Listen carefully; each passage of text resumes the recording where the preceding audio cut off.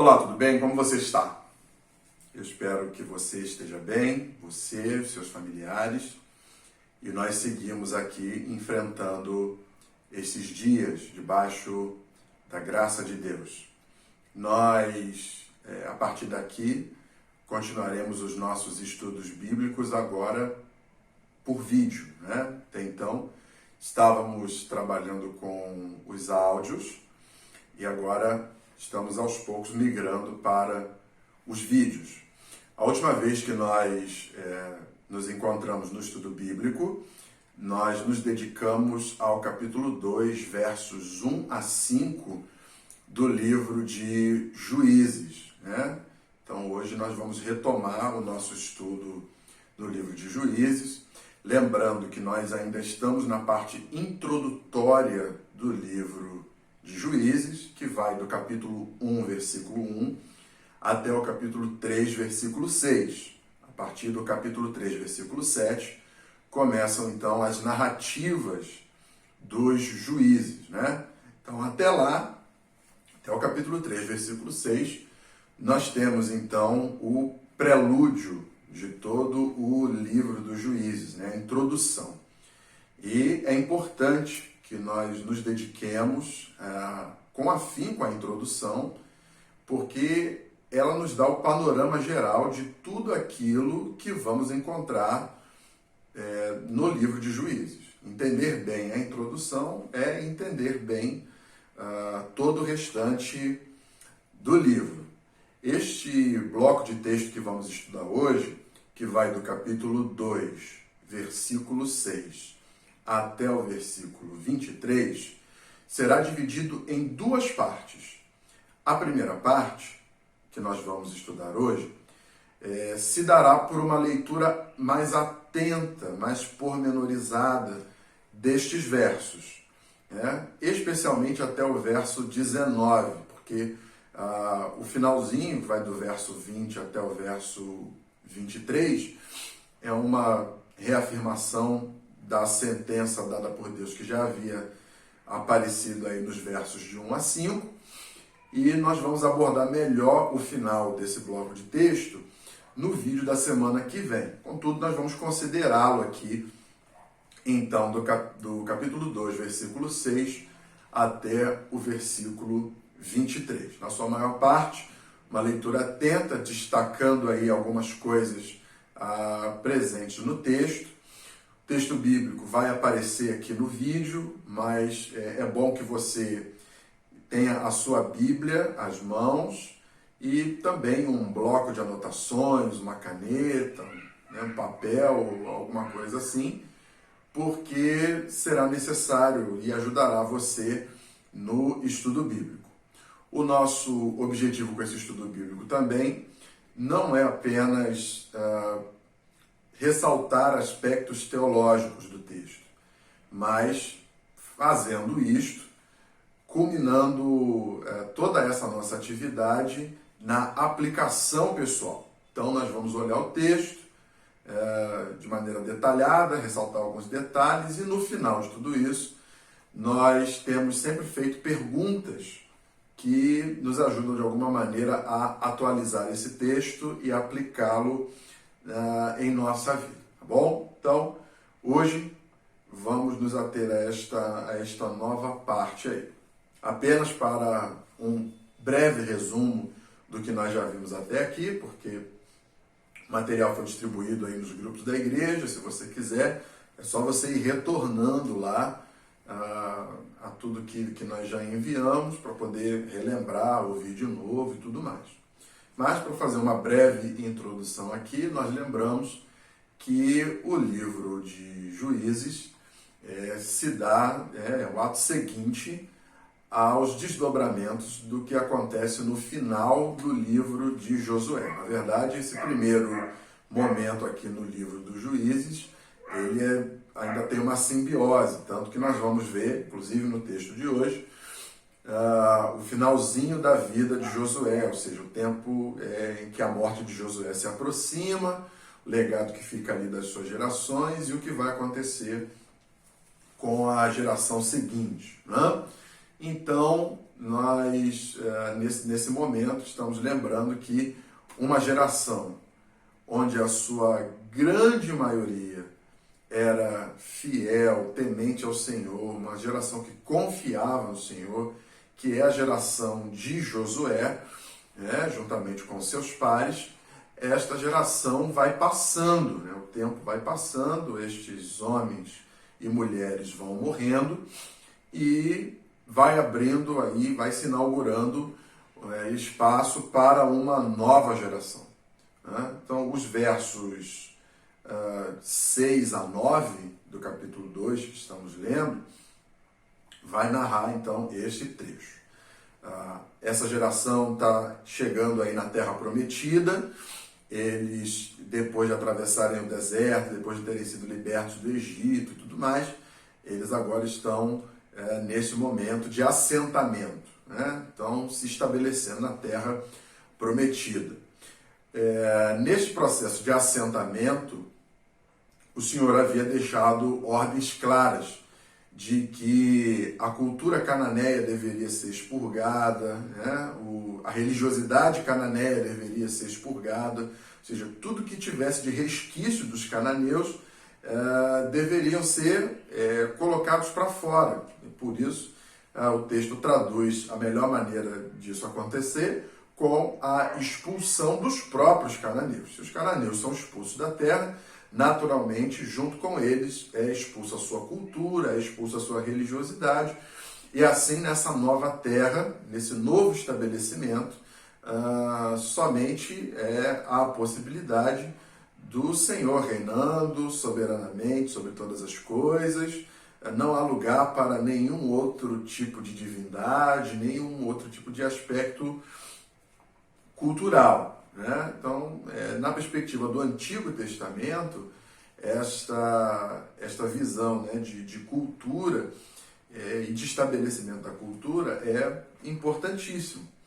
Por isso, quando o povo, nesse momento de assentamento, é chamado a expulsar os cananeus, eles têm, então, não apenas uma tarefa de coragem, mas, sobretudo, uma tarefa de fé. Né? Fé aliada à coragem. E não é isso que acontece. Né?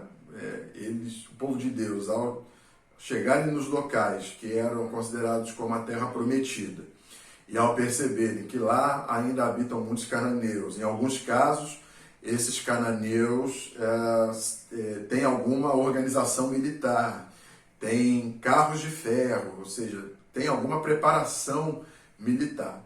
Eles, ao invés, o povo de Israel, ao invés de confiar naquilo que o Senhor havia dito e obedecerem aquilo que o Senhor havia ordenado, eles preferem ter uma relação de conveniência com os cananeus. Então, eles entram na terra, passam a habitar a terra, mas sem expulsar necessariamente os cananeus. Passam a conviver com os cananeus, passam a colocar os cananeus para trabalharem para eles numa espécie de um quase regime de escravidão, né?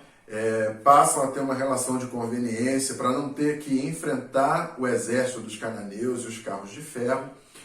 E nesse momento os cananeus parecem fragilizados, parecem estar em menor número, mas o fato é que ao longo do tempo os cananeus vão crescer e isso trará problemas ao povo de Israel.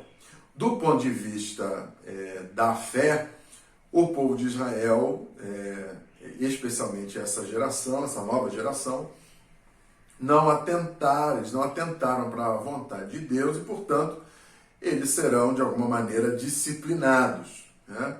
Nós olhamos para o texto que nós vamos ler e vamos concentrar os nossos estudos aqui e vamos falar um pouquinho sobre isso até mais na semana que vem, de que quando o texto fala sobre a ira do Senhor e a disciplina proveniente da ira do Senhor, isso não significa necessariamente a manifestação de um Deus raivoso, né? Mas é possível que nós olhemos para esse aspecto disciplinar de Deus como uma forma de amor, inclusive. Então, o cenário do capítulo 2, versículos de 1 a 5, que foi a última vez que nós estudamos, estava montado numa espécie de tribunal, onde Deus está falando com o povo, mostrando que ele estava vendo que eles não estavam obedecendo, que eles não estavam agindo conforme a vontade de Deus, e este fato traria para eles consequências disciplinares. E a consequência disciplinar, conforme nós vimos no último estudo, é de que os deuses e os próprios cananeus seriam uma espécie de laço para o povo de Israel. Então aqui nós hoje vamos nos concentrar naquilo que pode ser considerado por nós como uma segunda parte da introdução, ou uma segunda introdução, um aprofundamento da introdução de Juízes, né? Os versos 6 a 9 do capítulo 2, que estão aparecendo aí para você, eles são, mais uma vez, um retrato de Josué e da sua geração. Então, o texto vai mostrar que está se aproximando a morte de Josué e que ele foi fiel ao Senhor e que, juntamente com ele, toda uma geração de pessoas que viram os prodígios que Deus produziu, viram os livramentos que Deus produziu ao seu povo, formou essa geração espiritualmente firme, essa geração que seguia a vontade de Deus, que era obediente ao Senhor. Contudo, no final do livro de Josué, como nós já conversamos um pouquinho sobre isso também, apesar da grande maioria desse povo ser constituída de um povo que era fiel a Deus, obediente a Deus, já se percebia uma presença muito tímida de idolatria no meio do povo. Inclusive, nas aulas passadas também a gente conversou um pouquinho sobre esse conceito de idolatria e tudo mais. O fato é que este momento do texto nós vamos ver muito rapidamente, em alguns poucos versículos, nós vamos perceber os efeitos da transição de uma geração inteira. Ou seja, isso levou muito tempo, né? Aquela idolatria tímida presente lá atrás, e que Josué já dizia que era necessário que ela fosse lançada fora, porque senão eles haveriam de sofrer algum tipo de consequência disciplinar. Parece que essa percepção do povo não foi atendida, ou seja, aquilo que Josué havia pedido não foi atendido, e aquilo que era uma idolatria tímida foi crescendo ao longo do tempo ao ponto de afetar uma geração inteira. Então, os versículos 6 a 9 vai reiterar o fato de que Josué e sua geração foi uma geração que teve o privilégio de ver a ação de Deus, de participar ativamente, né? É uma geração que participou da travessia do deserto, é uma geração que lembra muito claramente ainda desses feitos de Deus, a geração que lembra, por exemplo, a conhecidíssima vitória na Batalha de Jericó, que do ponto de vista humano era uma batalha perdida, porque a cidade de Jericó era altamente fortificada, mas sem a necessidade de nenhum embate corporal. O povo de Deus foi vitorioso, as muralhas de Jericó ruíram e eles tomaram aquela cidade. Então, esta é a geração de Josué, geração que foi fiel a Deus e que por isso viu grandes operações, grandes prodígios, grandes livramentos vindos da parte de Deus. Então, o problema vai começar a surgir a partir do verso 10. Né? Do verso 10 ao verso 13, nós teremos, então, uma espécie de resumo de como será o comportamento da nova geração. Né? Então, o verso 10 nos diz: foi também congregada a seus pais toda aquela geração, E outra geração após eles se levantou, que não conhecia o Senhor, nem tampouco as obras que fizera a Israel. Então, neste versículo, nós temos o primeiro estágio do problema. Os versos 10 a 13 vão mostrar basicamente que esse aprofundamento da corrupção espiritual de Israel se dá em dois estágios. O primeiro estágio é esse aqui, o estágio de uma nova geração que não conhecia o Senhor e nem as obras que fizera Israel. Bom, do ponto de vista lógico, não conhecer não faz muito sentido, porque nós teríamos que partir do pressuposto de que uma geração inteira nunca tinha ouvido falar sobre Deus e sobre os feitos de Deus. O que ao longo do livro de Juízes vai ser mostrado muito claramente que esta não era a realidade. Porque depois, e nós vamos voltar a falar sobre isso um pouquinho mais à frente, mas depois que, no momento em que eles estão sofrendo esse aperto disciplinar, eles se voltam para Deus pedindo perdão, arrependimento e salvação. Portanto, se Deus e os feitos de Deus fossem completamente desconhecidos ao povo de Israel, eles não saberiam a quem pedir ajuda neste futuro, onde eles se veem apertados, se veem em situações completamente difíceis e, portanto, clamam a Deus por resgate e por salvação.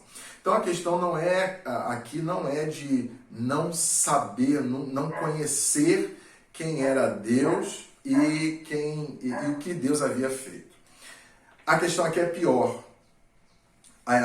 Olhando a palavra hebraica, o texto original, a ideia aqui é de que eles sabiam quem era Deus, eles já tinham ouvido falar sobre Deus, certamente como fazia parte da cultura do povo hebreu, a transmissão da fé, então eles certamente sabiam quem era Deus, sabiam dos feitos de Deus.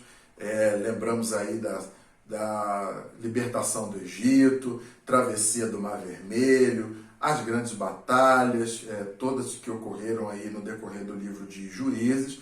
Eles sabiam, mas este não conhecer que o texto se refere está muito mais ligado ao aspecto de que todas essas informações, todo esse legado espiritual, agora já não era mais importante para a nova geração.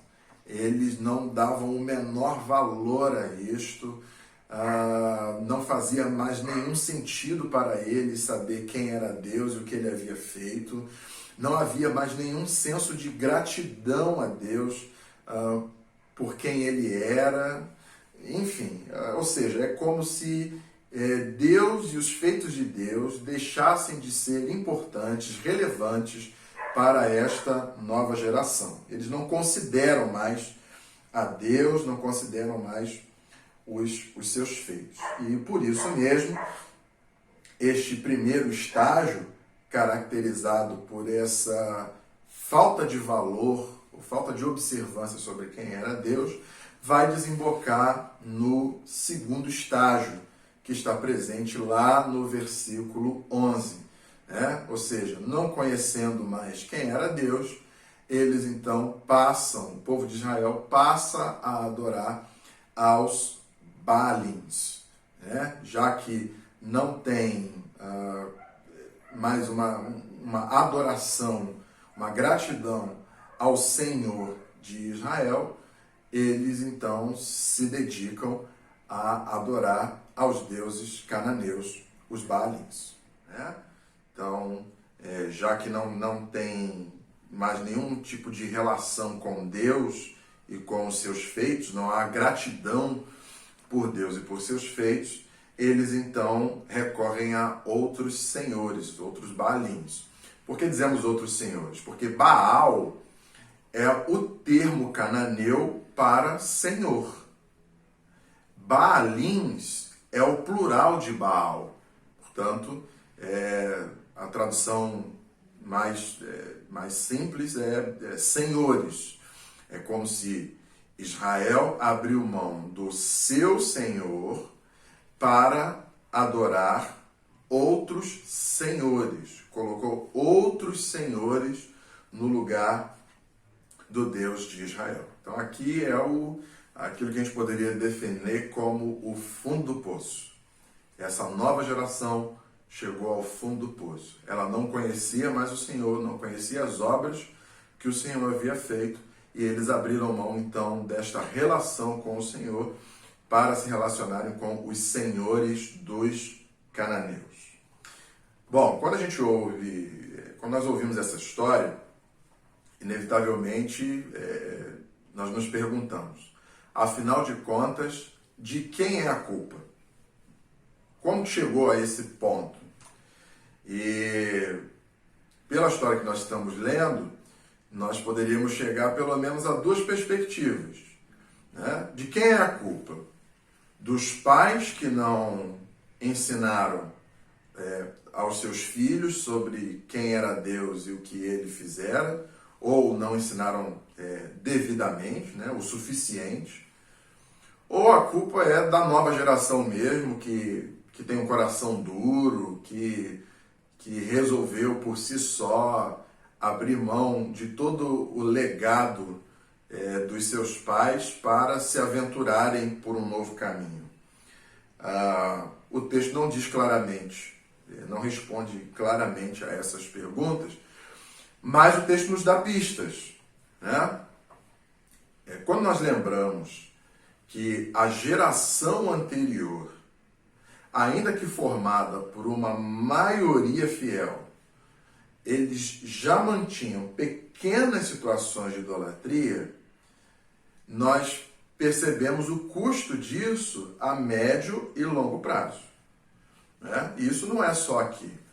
Nós temos inúmeros exemplos históricos na humanidade de percebermos que uma geração é voltada para Deus e a geração seguinte, por algum motivo, ela se perde nisso. E aqui nós teríamos uma infinidade de possibilidades para discutir o porquê disso. Mas o fato é que isto não isso não acontece apenas aqui no texto de Juízes, isso não aconteceu apenas nessa história, isso continuou acontecendo ao longo do tempo. Nós mesmos podemos fazer essa leitura. Nós lembramos, aqui no Brasil, especialmente da década de 80 e da década de 90, e alguns podem lembrar também décadas anteriores, ou aqueles que não podem lembrar, pelo menos podem ter acesso aos registros dos livros, de como foi essa época, mas especialmente há um consenso entre pessoas que trabalham em história da igreja brasileira, que a década de 80, 90, até meados da década de 90, é a década de ouro da evangelização no Brasil. Ainda que, naturalmente, antes, muita coisa já vinha acontecendo, mas é na década de 80 e também até meados da década de 90 que há uma explosão no crescimento das igrejas, né? E isso também é uma outra coisa que daria uma belíssima discussão aqui. O nosso objetivo não é esse. Mas o fato é que depois da década de 80 e passados meados da década de 90, a igreja, de maneira geral, ela que antes exercia proeminência na sociedade, ela agora começa a ser discutida, agora começa a ter sobre ela a pecha da desconfiança. Então a geração que vem vindo depois encontra um mundo completamente diferente do aspecto eclesiástico, por assim dizer. Então é isso que está acontecendo lá em Juízes, né? Então, lá atrás já haviam problemas, já haviam situações, ainda que muito pequenas, mas que, ao que tudo indica, não foram tratadas, né? e não sendo tratadas, elas vão ganhando proporção maior até chegarem ao ponto de afetar uma geração inteira. Então, se os problemas que acontecem numa geração são ampliados na próxima geração, é como se nós víssemos aqui, então, baseado no texto que lemos, a geração anterior parece ter dado o início a uma geração de cristãos nominais, para a gente usar um termo que nós estamos familiarizados. O que é o cristão nominal? O cristão nominal é aquele que se compromete a ir na igreja, estar nas atividades da igreja, especialmente as atividades do domingo, né? Mas é isso, não tem mais nada do que isso. Não há discipulado, não há confronto por meio da palavra, não há novidade de vida. Quando está fora do contexto da igreja, age como se não fosse um cristão. Enfim, esse é o cristão nominal, é aquele que tem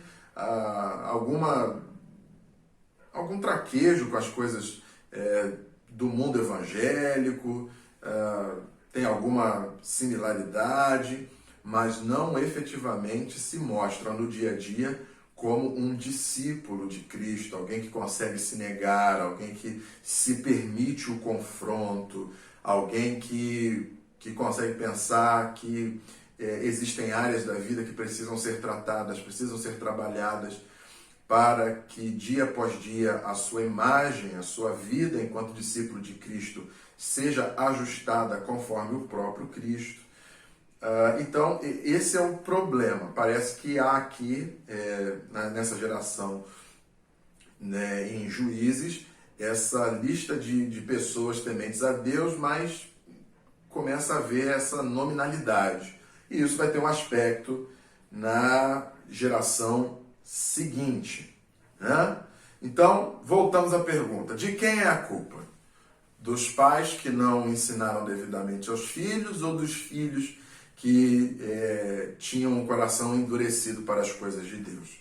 Parece que o caminho mais óbvio para essa resposta é que, na verdade, as duas coisas aconteceram ao mesmo tempo. Então, ao passo que talvez tenha acontecido esse problema da nominalidade, né, em Israel, o cristão nominal, o crente nominal, ele é capaz de conviver com várias realidades, inclusive religiosas. Então, o povo de Israel que entra na Terra Prometida, eles não estão somente negando a Deus, ou necessariamente negando a Deus, mas eles estão querendo continuar ao lado de Deus e, ao mesmo tempo, também se aproveitando das pretensas benesses dos deuses cananeus, né? E isso vai impactar, inevitavelmente, a nova geração. O que é importante a gente lembrar aqui?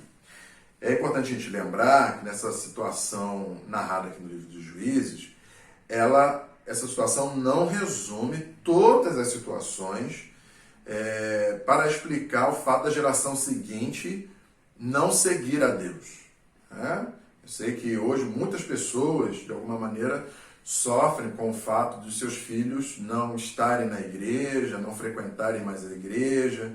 Quando eram mais novos frequentavam, hoje não frequentam mais. Essa realidade, infelizmente, tem acontecido num impacto muito grande, num volume muito grande, né? E aí parece que, a gente olhando o texto assim, a gente caminha para a questão da culpa. E não necessariamente as coisas são exatamente dessa mesma maneira como o texto está falando. É claro que esta situação é válida, é real, é possível, né? Ela pode continuar acontecendo, ou seja, nós podemos falhar no discipulado com os filhos, e isso pode ter um impacto na vida deles, mas não é só isso.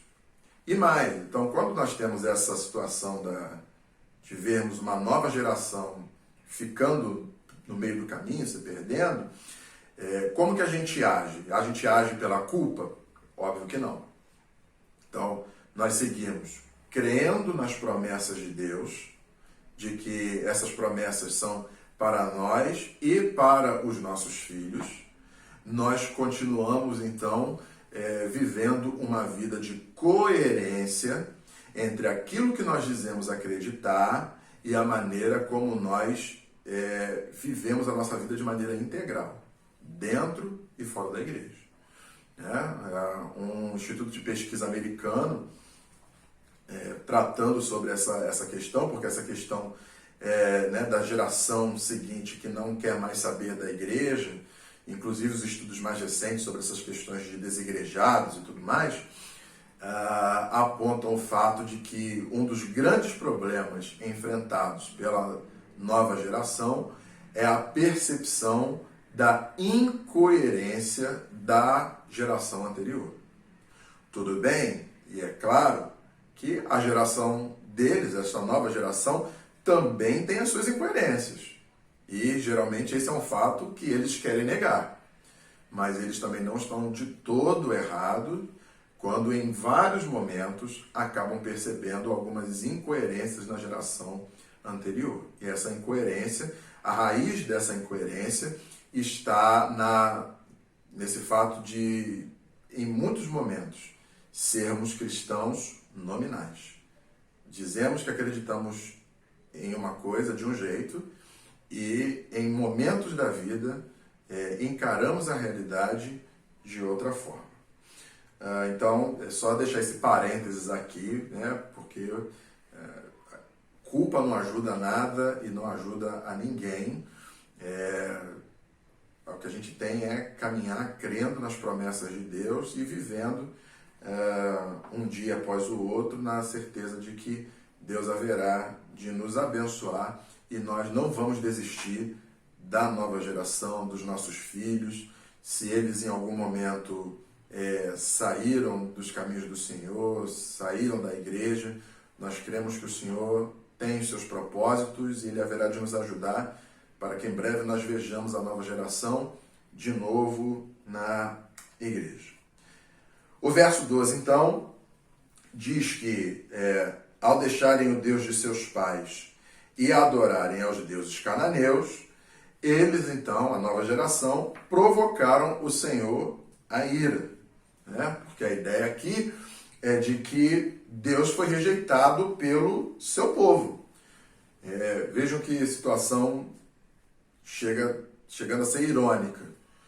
Eles estavam numa terra que Deus havia dado a eles, uma terra prometida.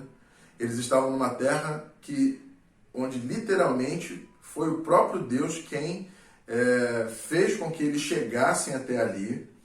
E nesta terra prometida, eles preferiram adorar a outros deuses e não o Deus que havia dado aquela terra a eles. Então, eles rejeitaram a Deus. E isso provocou o Senhor a ira. O verso 13, mais uma vez, vai ressaltar essa situação em que o povo de Israel deixou Deus de lado e se relacionou com os deuses dos cananeus, aqui representado por Baal e Astarote. Então, os versos 10 a 13 do capítulo 2, eles são uma síntese de tudo o que vai acontecer no livro de Juízes. Esta situação, ela vai acontecer o tempo todo. Ela é como se fosse um bumerangue. Ela vai e volta. O ciclo do pecado existente em Juízes vai se dar por essa perspectiva aqui. E se esta situação vai se repetir o tempo todo, essa degradação espiritual, o que vai se repetir também é o juízo de Deus. E o juízo de Deus vai ser demonstrado especialmente aí nos versos 14 e 15. Pelo que a ira do Senhor se acendeu contra Israel e os deu na mão dos espoliadores que os pilharam e os entregou na mão dos seus inimigos ao redor, e não mais puderam resistir a eles. Por onde quer que saíam, a mão do Senhor era contra eles para o seu mal, como o Senhor lhes dissera e jurara, e estavam em grande aperto. Então, o que nós destacamos aqui? O juízo de Deus significou para o povo de Israel, seu próprio povo, que a mão do Senhor estava contra eles. Nova ironia, quem eram os inimigos de Israel? Os inimigos de Israel eram os povos e os deuses que eles resolveram se alinhar e adorar. E aí o final do verso 15 que nós lemos vai resumir o estado de Israel diante dessa opressão gerada pelos povos e pelos deuses que eles resolveram se alinhar. O final do verso 15 diz que o povo de Israel estava em grande aperto, ou eles estavam em grande aperto. Então, nós veremos nos relatos dos juízes que logo após esse aperto, logo após esse momento de aperto, depois que o povo sente efetivamente esse aperto, aí então eles se voltam para Deus. Aí demonstram arrependimento, pedem perdão, pedem misericórdia. Qualquer semelhança não é mera coincidência. É assim que o povo age. Quando foi apertado, quando sentiu esse aperto, então eles se arrependem, fazem autorreflexão, olham, fazem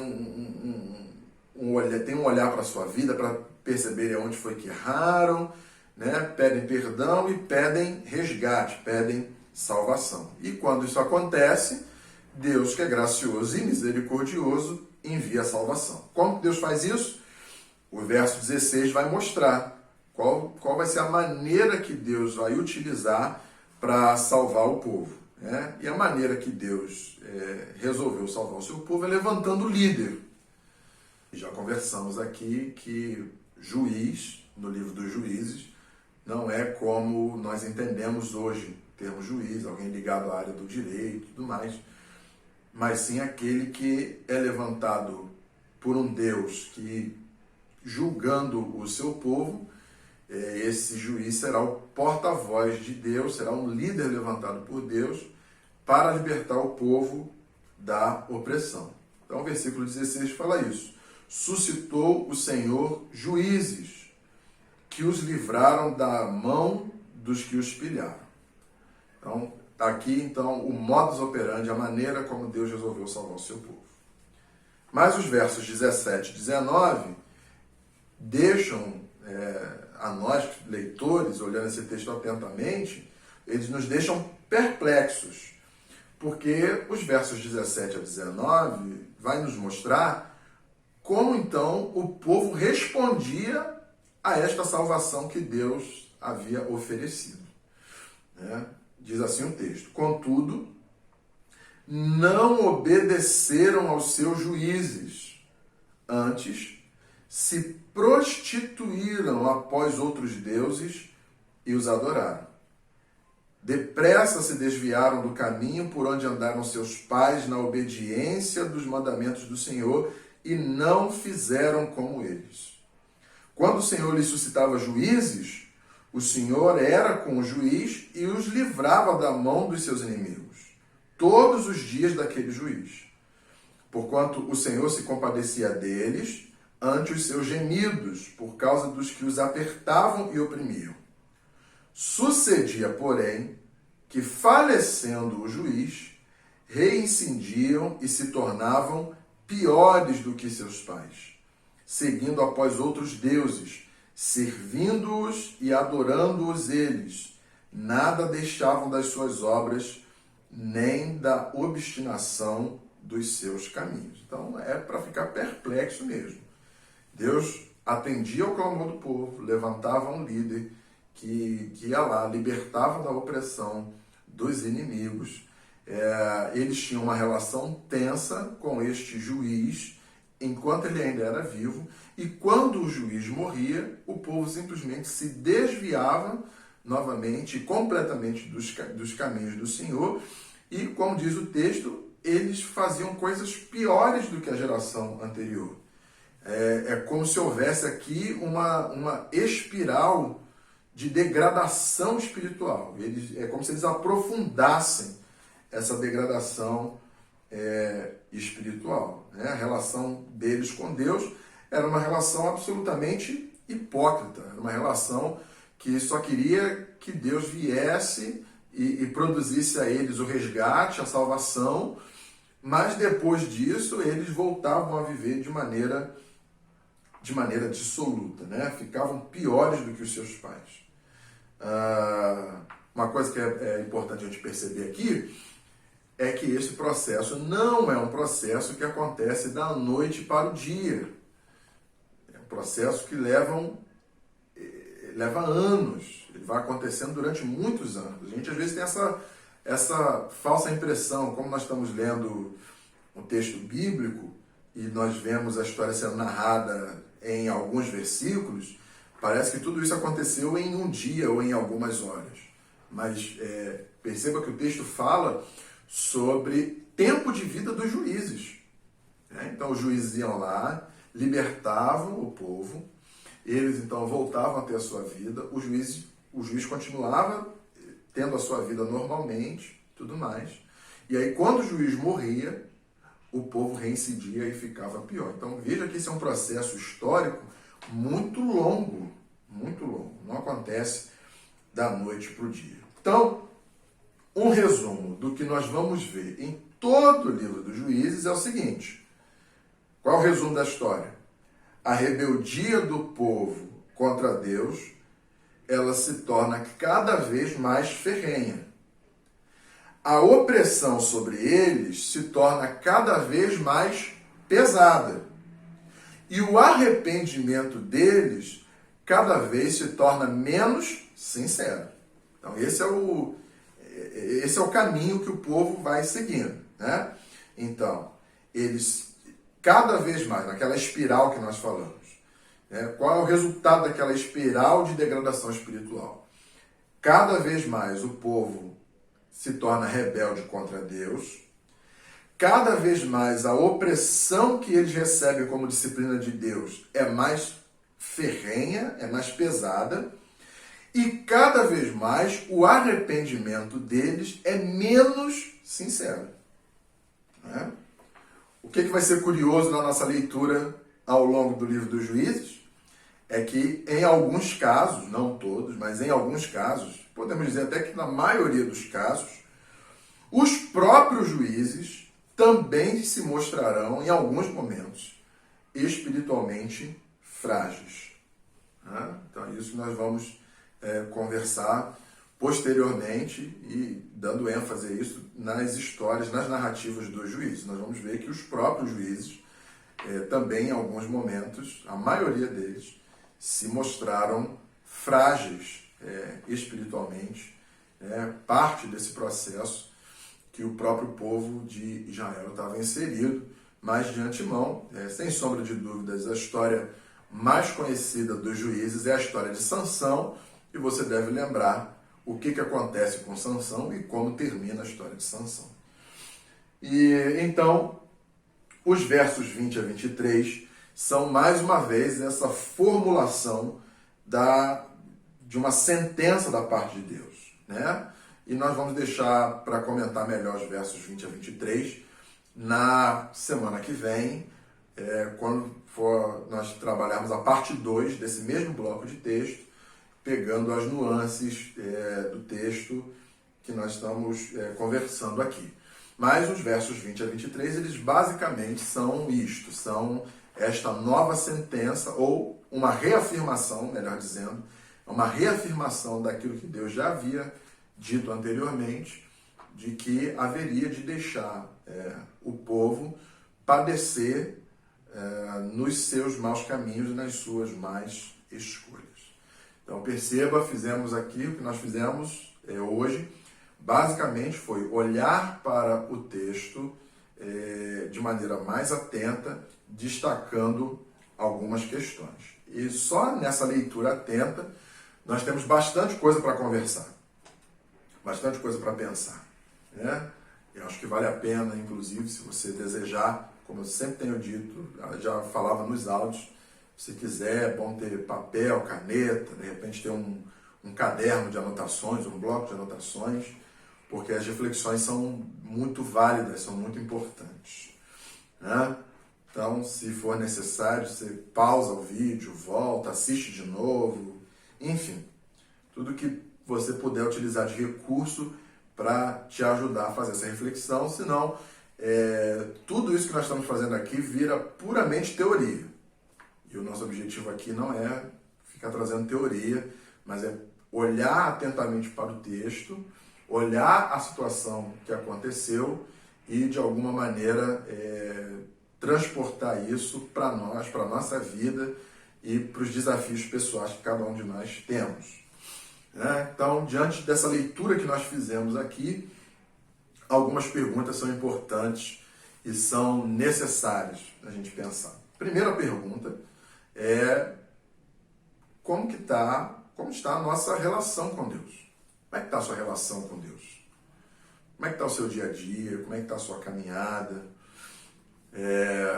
Você lembra lá que o povo de Deus, ele abriu mão de crer, confiar no seu próprio Deus e trocou o Senhor Deus, que havia feito grandes prodígios, havia salvo o seu povo em grandes situações, eles trocaram esse Senhor por outros senhores, né?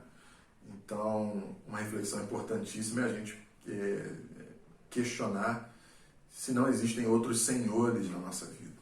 E aí nós precisamos olhar área por área, finanças, trabalho, família, igreja e todas as outras áreas da vida e perceber se não existem outros senhores, senão o nosso Senhor, o único Senhor, o suficiente Senhor para as nossas vidas. Isso é uma reflexão importante a ser feita.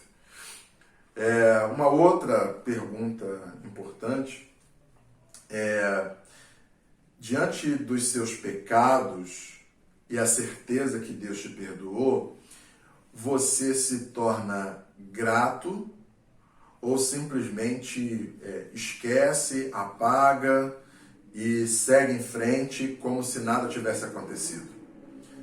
Hoje em dia nós temos muito essa perspectiva, né, essa fala de que assim, errou, esquece e segue em frente. O problema é que deixar de ter gratidão pelo perdão de Deus pode nos conduzir ao mesmo caminho que o povo de Israel trilhou. Em algum momento, eles deixaram aquilo que nós falamos lá no início. Eles deixaram de considerar importante aquilo que era um legado espiritual. Eles não conheciam mais ao Senhor e as obras que o Senhor fizera, não é porque não sabiam da história, mas é porque deixaram de considerar essas coisas importantes. E nós não podemos deixar de considerar, por exemplo, o fato de que Deus nos perdoa os nossos pecados. Isso deve gerar nos nossos corações gratidão, todos os dias, pelo fato de termos sido perdoados por Deus. Se a gente simplesmente trata os nossos erros como uma mera questão humana, então esquece e vamos seguir em frente, nós corremos o risco de seguir o caminho aí que essa nova geração do texto que lemos seguiu. Outra perspectiva importante: se você tem filhos, netos ou parentes da nova geração, é importante em um grau que não dá para medir, a gente se perguntar como nós estamos transmitindo a fé para eles. E um aspecto que é importantíssimo nós dedicarmos especial atenção é se a coerência entre aquilo que nós dizemos crer e a maneira como vivemos. Você diz que confia em Deus, você vai à igreja e a nova geração acompanha você e ela vê você orando, cantando, falando sobre acreditar em Deus. Isso é visível quando você também não está na igreja. Nós somos as mesmas pessoas dentro e fora da igreja. Bom, isso, sem sombra de dúvidas, causam um impacto muito grande na nova geração.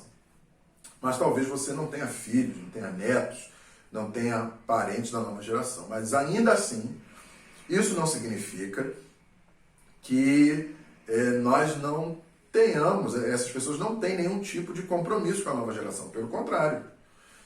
Então, se você não tem filhos, netos ou parentes da nova geração, a pergunta é: a nova geração faz parte das suas orações?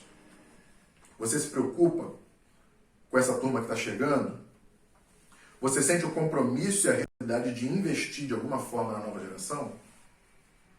Bom, essas reflexões são as que nós podemos fazer. Certamente poderíamos fazer outras, mas creio que as mais importantes são essas, a partir desta leitura atenta que nós fizemos aqui do capítulo 2, verso 6 até o verso 19, mas ainda considerando o verso 20 a 23. Na semana que vem, nós vamos continuar nesse texto, e aí, só que dessa vez nós não vamos mais trabalhar a partir dessa perspectiva da leitura atenta, mas nós vamos conversar sobre alguns aspectos teológicos presentes aqui neste mesmo bloco de texto. Como já dissemos, nós não temos pressa, nós não temos a necessidade de caminhar um capítulo por semana, um bloco de texto muito grande. A gente quer extrair o máximo possível, o melhor possível do texto, para que essas reflexões que nós estamos fazendo juntos, elas gerem em nós aplicação, que não seja um estudo técnico, não seja meramente um estudo teológico puramente, mas que, além de ser técnico e teológico, seja algo aplicável à nossa vida, seja algo que nos confronte e que nos conduza, por meio da reflexão, a uma vida com Deus mais saudável, mais coerente, para que, aprendendo com os erros do passado, com os erros da história do povo de Deus, nós que somos povo de Deus hoje, não caiamos nas mesmas ciladas, tá bom? Então, por hoje, nós ficamos por aqui. Espero que você tenha aproveitado bastante. Você tem, então, por vídeo, a possibilidade de voltar a ouvir de novo, dar destaque a um trecho e tudo mais. Se você tiver alguma dúvida, você pode enviar para mim e a gente vai crescendo juntos e vai aproveitando. Você manda dúvida, pode mandar para o meu WhatsApp privado, e aí, de repente, a sua dúvida pode ser trabalhada no vídeo da semana que vem, tá bom? Então, Deus abençoe você, uma boa semana, um grande abraço.